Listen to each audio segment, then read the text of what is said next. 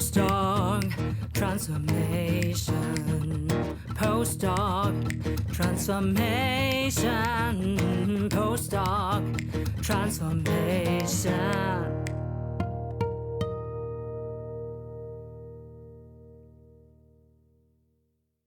If you are a postgraduate researcher in the UK, you don't want to miss Dr. Holly Prescott, a career advisor who shares her expertise on this Postdoc Transformation Show episode. She sheds light into the challenges faced by doctoral students in navigating their career paths. We discuss the importance of transparent communication in the admissions process and the need for support from supervisors to help students explore career options beyond academia. Holly provides valuable insights on personal value systems and the significance of defining one's own success. She also highlights her blog, Postgradual, and her contributions to books on career guidance. Without further ado, let's dive right in. Invest in your postdoc transformation. Welcome to the seasonal show for scientists leaping into business. In every sponsored episode, we are happy to recommend employers of choice for you. Make sure to check your readiness to leap out of science with us for free, as linked in the show notes. For your career transition, we offer customized career transition e-courses and memberships also at graduate schools all over the world. Maybe yours too. And if your university isn't yet our customer, enroll in your free email course for career transition made simple, as linked in the show notes. I'm your host, Professor Dr. Eleonore Soei-Winkels, with my team who is rooting for you. And let's build your postdoc transformation with this episode. Thank you for your time, Dr. Holly Prescott. I'm so happy to have you because I've been following your work since a couple of years now, and you support doctoral students in their career aspirations within and beyond academia, and you are profoundly qualified to do that. In parallel to your work at a university, and you are also offering paid services at other universities. So this makes you the perfect guest for today's episode of the Postdoc Transformation Show for scientists leaping into business. So my first question to you is, why do you put so much time into extra services outside of your day job? Yeah, it's a good question. I'm someone who's found a line of work that not only they enjoy, but they can't help but do. It also comes from a PhD or a researcher mindset as well. Whatever I end up doing, I end up being quite a nerd about it. My PhD was in English literature. It wasn't in anything to do with careers at all. But as I've moved into the career guidance profession line of work, I've kind of approached it with the rigour, the enthusiasm and that desire to really to grips and go deep with it. I showed in my grad school work, and I don't think that's unusual. I think a lot of us who have done a PhD have that appetite and that kind of rigour to really want to throw ourselves into something, which is what I've done with career guidance. I also think, having come through the PhD myself, I felt like there was a gap when I was doing it for the kind of what I hope is sort of authentic, relatable advice that I focus on in postgraduate. That academic mind, you become experienced in something, knowledgeable in something, you automatically want to turn that into some kind of product. The usual products would be a thesis or a book or something. And I guess my external work is me creating those products from my experience and from my career guidance experience and my learning in that. I've still got that drive to turn my work into products that others can benefit from, which I think you do in academia all the time with conferences and papers and things. So I do that now in careers work with my blog, other publications and things like that. I hope that makes sense. Absolutely, Holly. And I can only put myself in the shoes of an early career scientist who finds your page, your website, Postgradual blog. Every reader is lucky to have that as a resource, because it takes the postgraduate researcher by the hand and makes them feel I'm not alone. These are frequently asked questions per category that are absolutely relatable to me. So what kind of current blog categories do you have? Absolutely. That's really kind of you to say, Eleanor, and I'm glad that that's how Postgradual comes across. There are quite a few categories on there, but I would say The main ones are focused on helping doctoral students and postdoctoral to navigate the process of career change beyond academia. One category of advice in this to how to actually reflect on what you want. What do you want from your next steps? What have you actually enjoyed about academia? And how can you find other options that will help you to do those things more often? And there's a category in there about how to articulate your skills and articulate the experience you've got in an academic environment to employers in other sectors.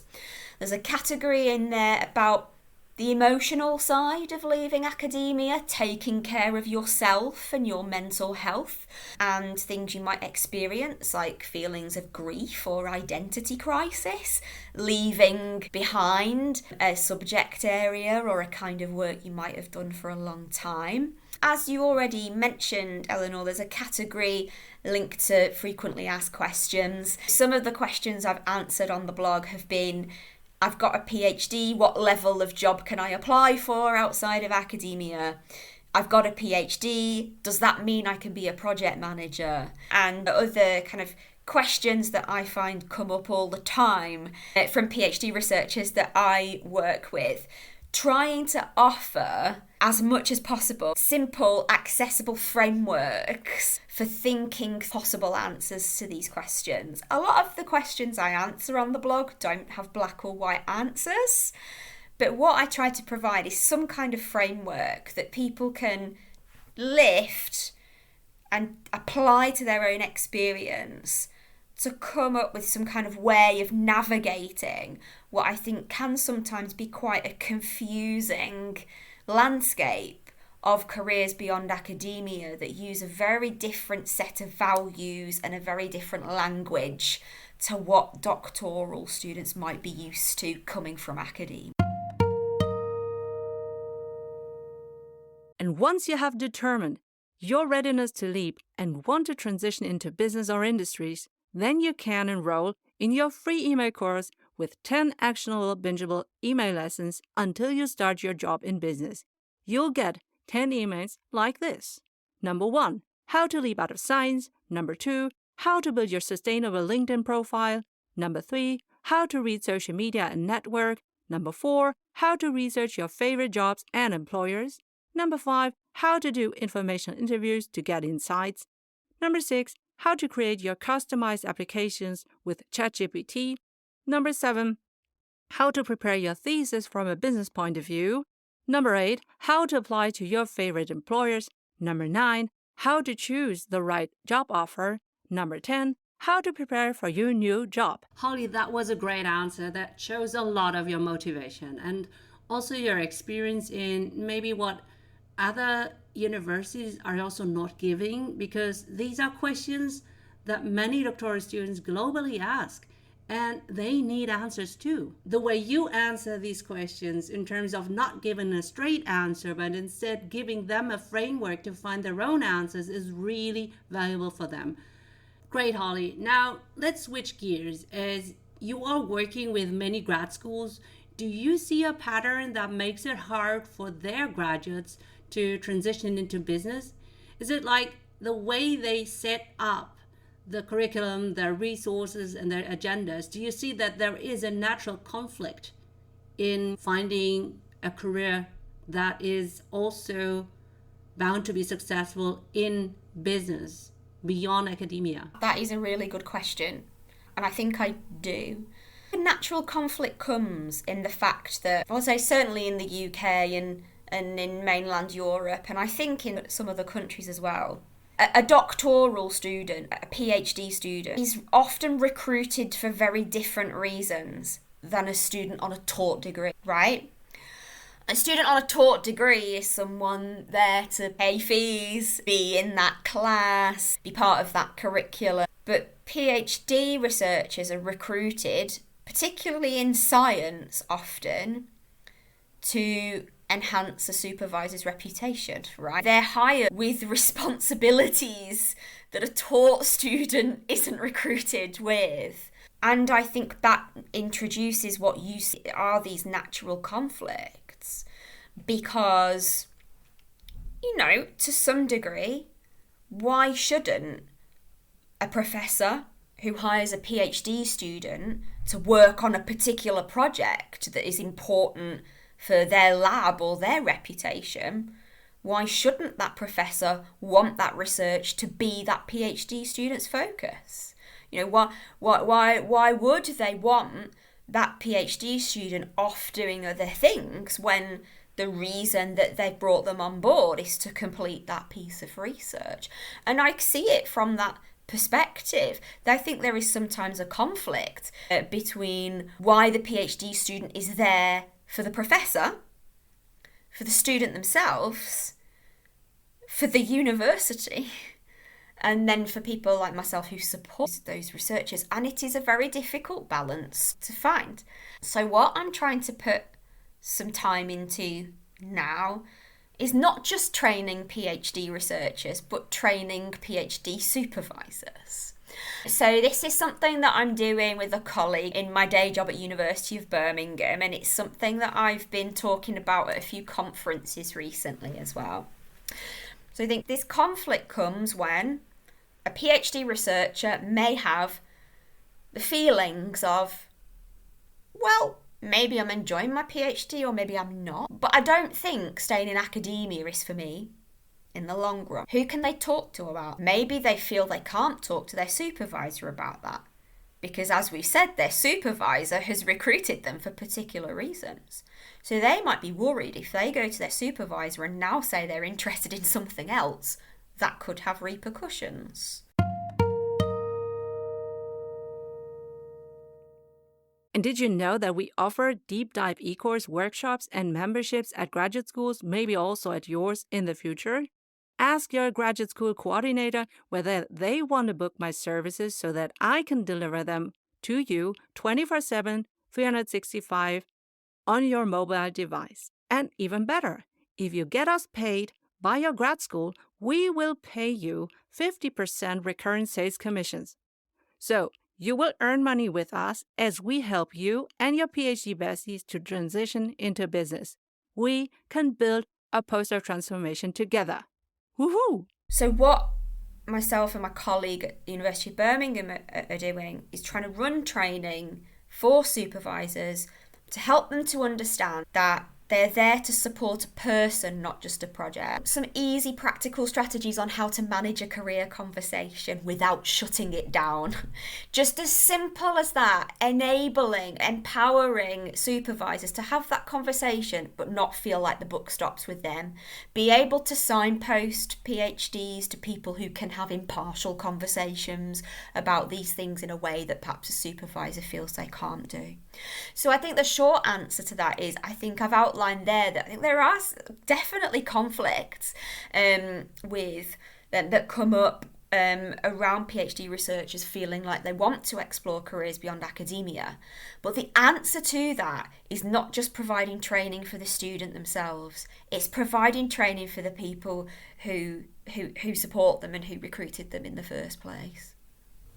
That is such a huge and important answer, Holly. And I really hope that this episode is also listened to by my fellow faculty, because I know that professors who have never put a foot outside of academia, they don't feel comfortable talking about career transition because it's not their home turf. It's also against whatever they have ever felt as a valuable life and career choice.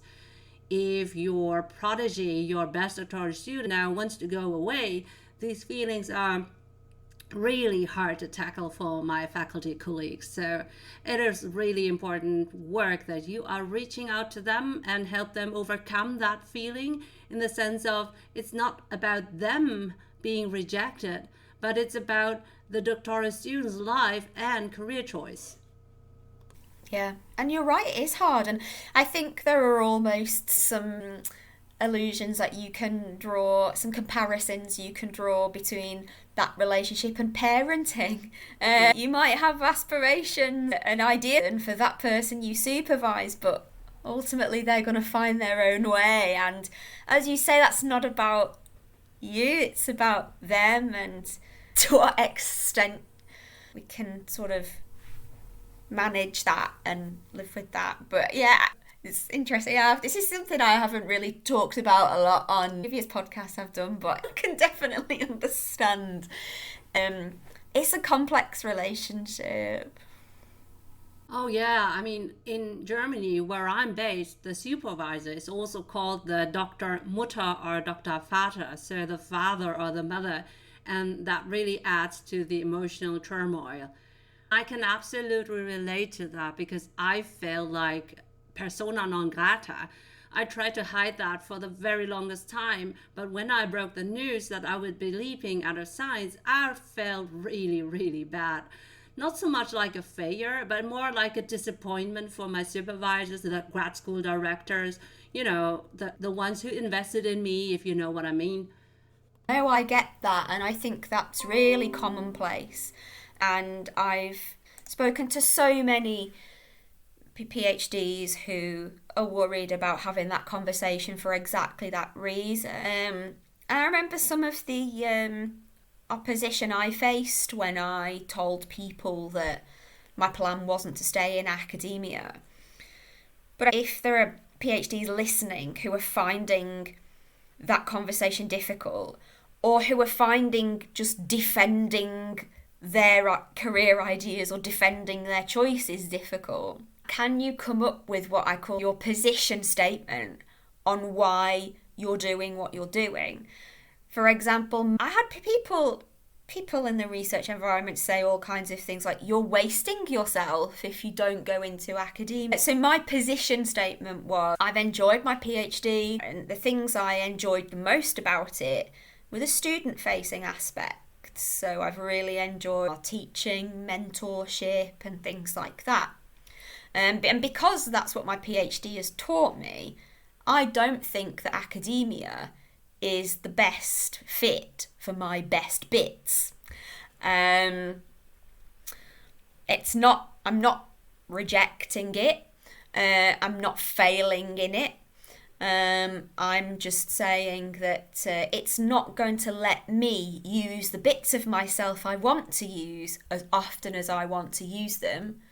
So therefore, I'm making the decision to move into professional support services, specifically career guidance. And just having that argument, it's not even an argument, but just having that case ready to go when I was challenged, it did make people sort of think back and having those positive reasons why you're making the choice you're making, rather than negative reasons about what you're leaving behind. Perfect, Holly. And just to reiterate, that was really a great answer on differentiating between where are you going to versus what are you leaving behind, to really find the best fit for your personality and skill set. And I want to remind all listening Postdoc Transformers on episode 9 and our free mini course, How to Leave Academia Without Burning Bridges, which you can all find linked in the show notes. Exactly. It is important for you personally as a PhD making that transition, because I do think it's important to justify our decisions to ourselves and reassure ourselves in that way. But it's also really important once you start going for interviews in business and industry, because they may well ask you, oh, you've been in academia for X number of years, why now are you thinking about leaving and doing this? If you've got positive reasons to say about why you're choosing that new career or choosing that new company, you will do a lot better than if you focus on the reasons why you're leaving something. So having that case not just helped you personally, but is going to help you tell your story so much more effectively when the time comes and you're in front of potential employers. Absolutely agreed, Holly. And it also makes me think about your keep, lose, change approach that you also mentioned in your blog, Postgradual. And I will link to that in the show notes so that our listeners, the Postdoc Transformers, can dig deeper into that. Absolutely. Do check out my blog, Postgradual, because there are some posts on there about there being hope on the other side and dealing with other people's opinions and those feelings of grief.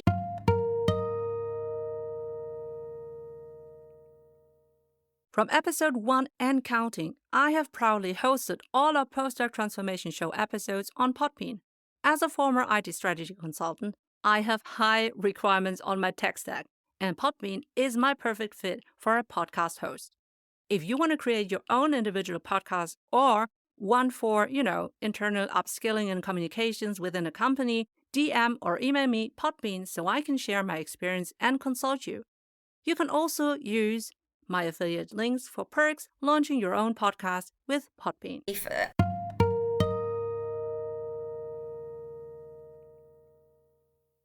Absolutely. And again, this is the reason why I invited you, Holly. You are such a deep resource for knowing so many people who made the leap, but also you have qualified yourself next to your work as a careers advisor so that you can sort of like draw some conclusions, describe successful patterns of many people, not just single people who maybe are lucky or privileged or whatever. Definitely. That's what I try to do. I try to say, look, people, this is not just based on me. This is based on thousands of people that I've worked with. And I think you make a really good point there, Eleanor, about something that, again, I talk to supervisors about a lot, which is survivorship bias.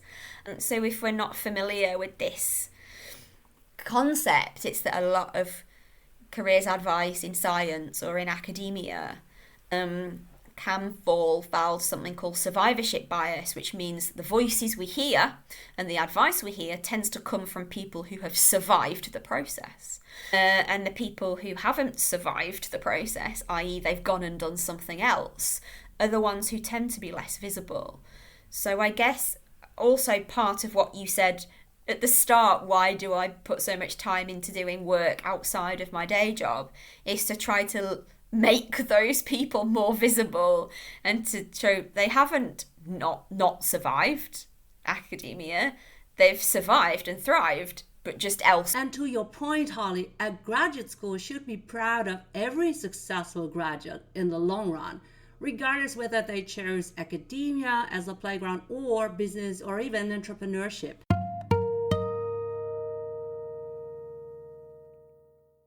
I built my postdoc transformation as a digital business, and I chose ActiveCampaign to be the centerpiece of all my services like email course, podcast, newsletter, show notes, website, sales page, merch shop, forms, whatever it is, as needed.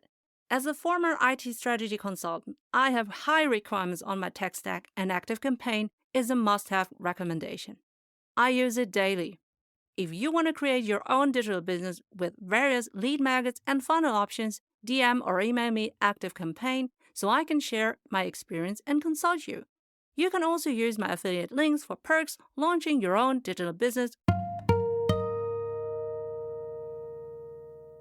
Yes, well, most career outcomes are valid if they are of value and rewarding to the people doing them. I think there is a thing within school, postgraduate research, whatever you call it, depending on where you come from, about value systems. As a PhD researcher, it's really easy to entrench within yourself a value system of academia that values certain things, to feel like if you're not living or working according to that value system, then you're not making it somehow. So I think the work that I do is all about trying to make it visible that there are other value systems, or even that you can come up with your own value system, which again is another post that I did about how you have the agency. You have the ability to define what your own value system is and define what success means for you. And if that's not what success looks like in the academic culture you've been in so far, that's okay. Even if some people might act like it isn't. Wow, I have to say that this really is a huge mindset change, because when you have been socialized as a bachelor, master, PhD student, and then maybe even as a postdoc and professor, that's a very long time in your life, right? You have been ingrained with those values and you have never questioned them. So to now gravitate away from what you've been brought up with and to come out with your own value set is really hard. Okay, maybe we just have to let this sink and we switch gears in our discussion, because now I have the chance to talk to a previous admissions officer. So from an economical point of view, we already talked about damage control for scientists leaping into business, right? So you've chosen that and now you're trying to make the best out of that. And we already agree that it's hard. And now you train supervisors to make those career decision-making processes less hard.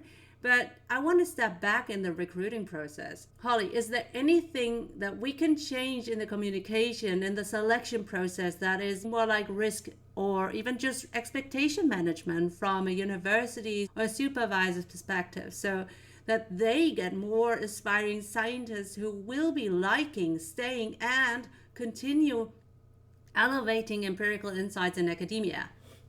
That is a very good question. So yeah, just to clarify, after my PhD, I worked in postgraduate student recruitment for a while, which in the UK is what we call going around the country and other countries and trying to persuade people to come do their Masters and PhD at the University of Birmingham. That was effectively my job. And I think, is there anything that we can do on the admissions and the recruitment side to make sure we're getting the right candidates is a massive question. I think, again, we talked about conflicts earlier. There are conflicts here. Certainly in the UK, universities are under pressure to increase their recruitment of PhD students. If you have a look at many university strategies in the UK at the moment, increasing postgraduate research admissions will probably be on there for a variety of reasons. But we know that the increased numbers of PhD students are not being matched by an increase in the number of academic jobs. We know that.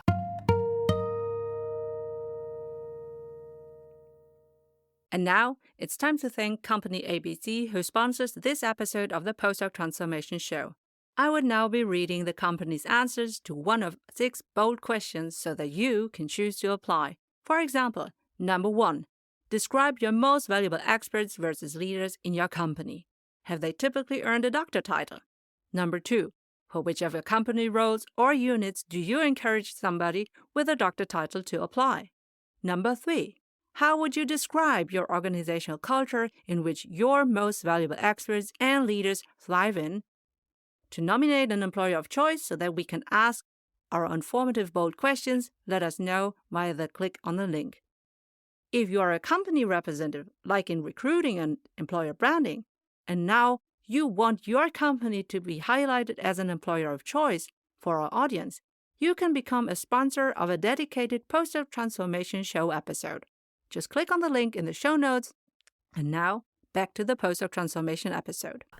The only thing I can think of that might help would be if we're open with prospective students, not even just about the destinations of PhD graduates, but if we're open with them about this politics, if we're open with them about what's happening in higher education, and we say to them, look, you need to understand that on one side, there's pressure on universities to increase recruitment and to take more PhD students.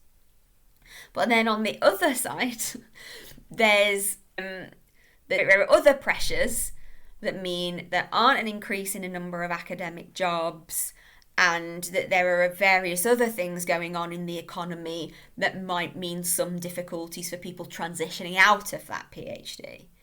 This is a situation we're in, and it is not a simple one.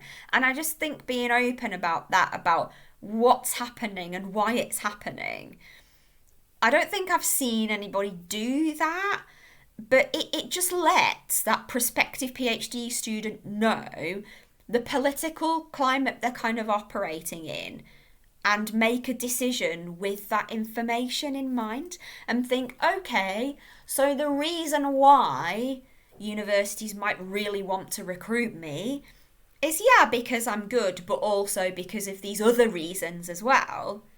And those other reasons might mean that when I come to the end, then there might not be X, Y, and Z. So I kind of need to think about that and see what I can do to prepare for it. It would just help PhD students go into the process with a bit more of a bigger picture knowledge about the processes behind how they're there, why they're there, and how that might impact on the transition out as well. I don't know if that makes any sense. That was a very long answer to your question, Eleanor, in terms of what can we change at the admissions and the recruitment stage that could help to mitigate some of this, what you call damage control. Oh yeah, I'm a professor for industrial and occupational psychology, and many of my bachelor and master students want to become HR representatives or even directors one day. So I also discuss employer branding, how to attract the right set of people, and giving the prospect a realistic overview of the task, but also about the opportunities that come with the role.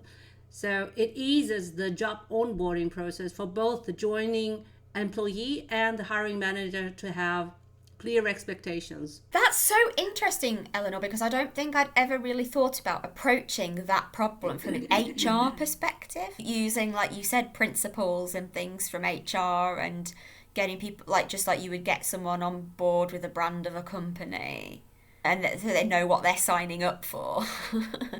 It's the same with PhD, isn't it? I remember reading about something called the psychological contract that people make when they accept a job, but and I say accept what they're signing up for. And then perhaps there's work that we can do to make sure that psychological contract that PhD researchers are making is in line with the stakeholders involved.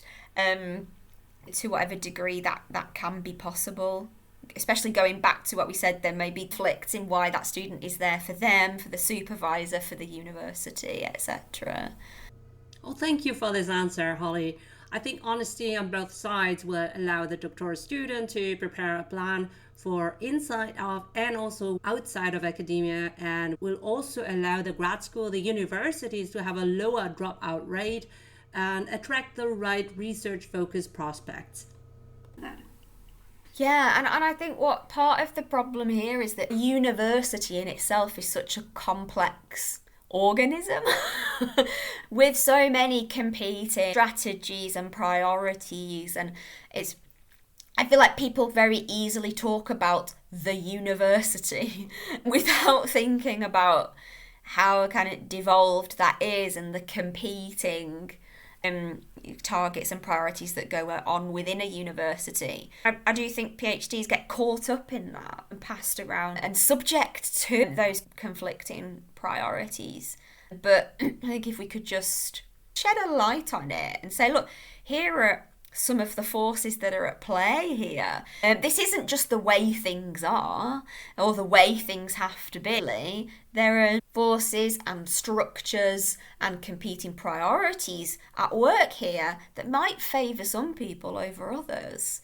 Just to kind of bring those to light is important.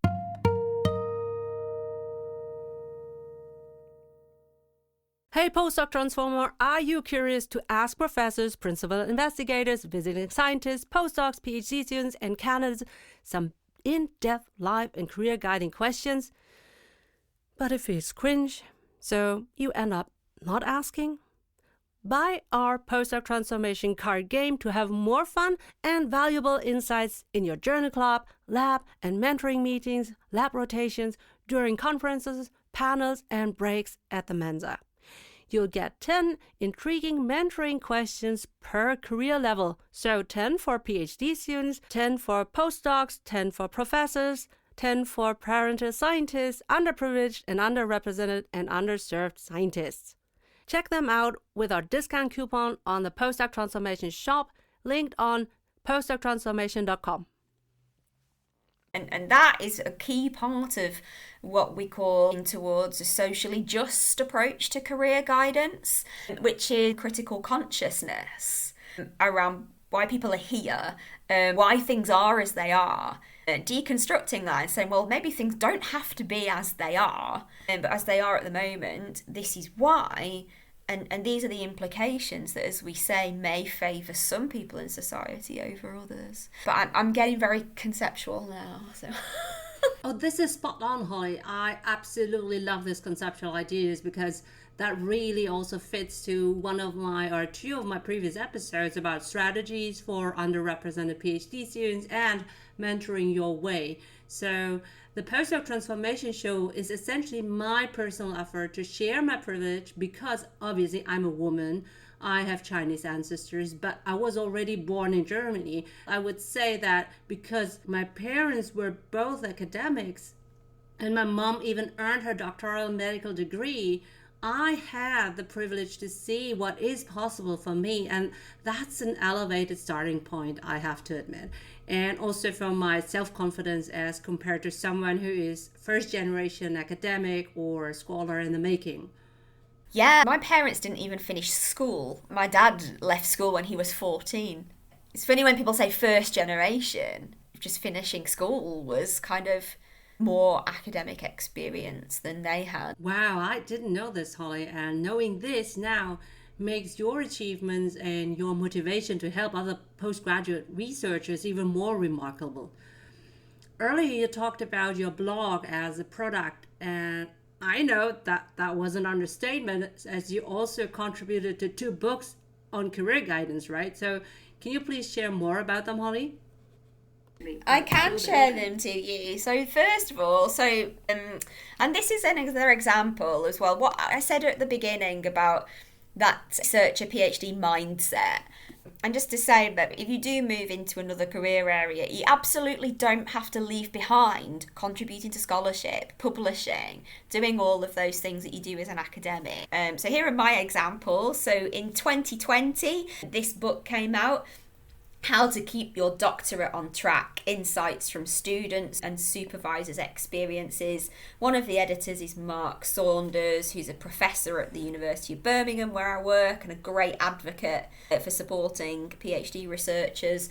It's focused mainly on social sciences, but I think is a really useful guide for anybody embarking on a PhD. And it takes you from the very beginning, choosing your topic and what you think you might do your PhD on, all the way through to my chapter right near the end, which is finding your first job after your PhD. So if you need a companion to keep you focused for any kind of PhD, EdD, DBA, doctoral researcher. Remember, you are a postdoc transformer. You are highly intelligent, well-educated, a bachelor, master, and maybe you have already your doctor under your belt, or you are a postdoc. You are internationally experienced, fluent in English, a leader and expert in your prior research field. You're resilient, brilliant in adaptation and problem solving. You are eager to bring in the transferable and monetizable skills needed in many companies to embrace the future and to become or remain an innovator in their markets. Have you found this episode so far helpful for yourself? Well, maybe you can subscribe on YouTube, Spotify, Apple Podcasts, Podbean, or wherever you get our show. And also share this episode with your PhD bestie because that would encourage us to help the underprivileged, underrepresented, and underserved early career scientists leaping into business. This would also ensure that you don't miss a future episode. Also, our subscription and listening numbers are key for finding the right sponsors for our show so that we can help you for free. And now, back to the show. Then there's this. And then the second book that I have a chapter in is here. This is the Sage Handbook of Graduate Employability. And this came out in January 2023. This is less focused for students and is more what I would call a kind of more academic volume, looking at literature review and research in the area of employability. Chapter 3 is my chapter, and it's the chapter in the volume that focuses on PhD employability. It's called Navigating the Struggles of Post-PhD Employability. And it talks over some of the main challenges that research and my own practice have shown that PhD researchers might have in making career transition, and some of the things that hopefully we can do to mitigate that. Wow, that really is substantial. You have profound research experience on that topic. And again, I think that's bringing that PhD mindset to my work as well. I want whatever I do to be evidence-based. So by being involved in the research of my career's discipline and contributing to the scholarship in that area, I feel kind of helps me with that and helps me to make sure that what I'm doing with my researchers in my day job is research-based, evidence-based, just like any academic teaching would be. Oh, that's music in my ears, Holly. So, apart from your day job and writing books and also your blog, Postgradual, you're also doing something else. How else are you serving at other graduate schools or universities? Yeah, I offer consultancy to other universities. So for context, in the UK, where at the University of Birmingham, I'm the careers advisor for kind of doctoral researchers, not every university has that position or has somebody with that specialism. So I offer workshops and talks externally as well for groups of PhD and postdoc researchers at other institutions. I've worked for several in the UK, including University of Glasgow, University of Derby, Birmingham City University, Aston University, Loughborough University, and also some professional bodies like the British Society of Cell Biology, for example. So I don't get an awful lot of time to do that work. It is very much a side thing, but it is great to feel like I'm having a wider impact beyond just the people that I would see at my own institution as well. So I suppose that on your website there's also a contact form so that they can contact you? So there is a section called Contact, and there's a summary of some of the things that I've done for other clients. But yeah, if you're looking for that kind of thing at your institution, let me know. All right, and I'll make sure to link to that in the show notes. Dr. Holly Prescott, I want to thank you for your time. It was a pleasure to talk to you because I think that you are a very strategic person, and I really do hope that universities will listen to this episode, and I'm talking about the deans, the speakers, right?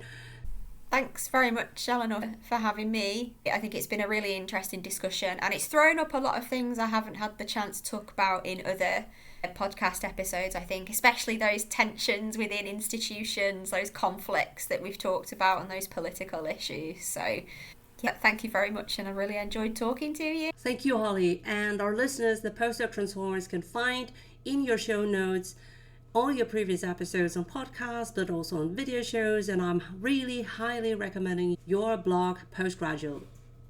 Do you want a transcript of our episode? And our episode sponsors answers to all 6 bold questions so that you can choose to apply? Do you want to nominate your potential employer of choice so that we can ask them our bold questions? For all of that, click on our links in our show notes and on our website, www.postdoctransformation.com. Remember to check your readiness to leap out of science and to enroll in our free email course, Career Transition Made Simple. Thanks for your attention. I'm Professor Dr. Eleonore Soei-Winkels, the host of your seasonal Postdoc Transformation Show. Have you ever wondered how to make your grad school stand out in the crowded landscape of academia?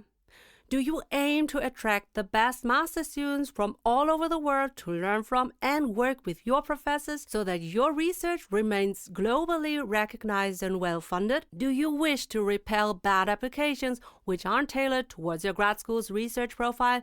Now, let's talk about a powerful branding tool, podcasts. They're a game changer for higher education institutions. As a professor, active on TikTok, Instagram, LinkedIn, and a podcast host and producer of this Postdoc Transformation Show, I'm here to encourage all the graduate school representatives to think beyond the conventional marketing mechanism. Instead of being one of many vendors at a time-limited grad school fair, why not create a podcast that showcases your grad school as the ultimate destination for the world's best master's students? Share inspiring and encouraging stories of your top PhD students, high-profile alumni, your faculty, and the incredible opportunities your grad school offers. A podcast can be a window into your school's vibrant community, its cutting-edge research, and unique experiences. And in times of AI-generated marketing material, a podcast with your academic leaders in real life is a very human and innovative way to attract prospective PhD students. You can inform them every day, everywhere, not just during the typical grad school application seasons. This would prepare your best candidates for the application. Even better, you can support and make your current PhD students and postdocs visible for their next career steps in academia or business. Remember, successful graduates elevate your grad school's reputation. So, if you are a university chancellor, grad school dean, speaker, consider this. By launching a podcast for your grad school, you can elevate your grad school's brand and tell aspiring scientists and employers what makes your grad school the best choice, with scalable, evergreen content. If you're interested, forward this to your marketing representative and get our list of 30 sample episode titles customizable for your grad school podcast, and just enter an email address on my website www.postdoctransformation.com as linked in the show notes. As a seasoned professor and podcaster, I'm also happy to strategize about how you can launch your grad school podcast on Podbean, the podcast hosting platform we use for the Postdoc Transformation Show, supporting scientists leaping into business. Postdoc Transformation.